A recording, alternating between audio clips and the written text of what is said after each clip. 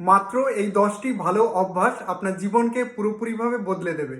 Number 1, প্রত্যেকদিন সকালে চেষ্টা করবেন 2 কোয়া কাঁচা রসুন এবং 2টো খেজুর খেতে। এটি আমাদের স্বাস্থ্যের জন্য ভীষণভাবে উপকারী, বিশেষ করে পুরুষদের জন্য। এটি পুরুষদের পুরুষত্বটাকে বাড়াবে। নাম্বার 2, সকালের জলখাবারে অবশ্যই সিদ্ধ ডিম রাখবেন, তবে ডিমের কুসুম একটার বেশি খাবেন না। ডিমের সাদা অংশ আপনি আপনার ইচ্ছে মতো খেতে পারেন। নাম্বার 3, যদি আপনার সামর্থ্যে কুলায় তবেই সকাল 10টার সময় রোজ একটা করে আপেল খাবেন। কথায় আছে, রোজ যদি আপনি একটা করে আপেল খান তাহলে কখনোই আপনাকে ডক্টরের কাছে যেতে হবে না।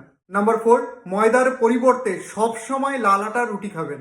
নাম্বার 5, প্রতি একদিন অন্তর চিয়া সিড, মালাঙ্গা বা ইসবগুলের ভুসি খাবেন।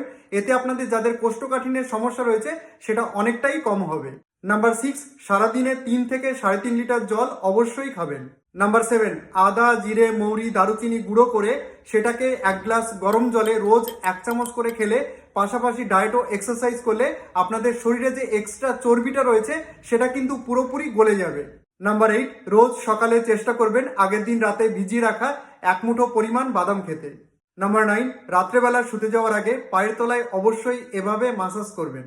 নাম্বার 10, সারাদিনে 6 গ্রামের বেশি লবণ এবং 15 ml এর বেশি তেলে রান্না কোনোভাবেই খাবেন না। নাম্বার 11, কোনো প্রকার কোল্ড ড্রিঙ্কস খাবেন না, ফলের রসও খাবেন না। এর পরিবর্তে গোটা ফল কেটে পিস পিস করে খাবেন। নাম্বার 12, প্রত্যেকে নিজ নিজ ঈশ্বরের নিয়মিত প্রার্থনা করবেন। সকলে ভালো থাকবেন, সুস্থ থাকবেন।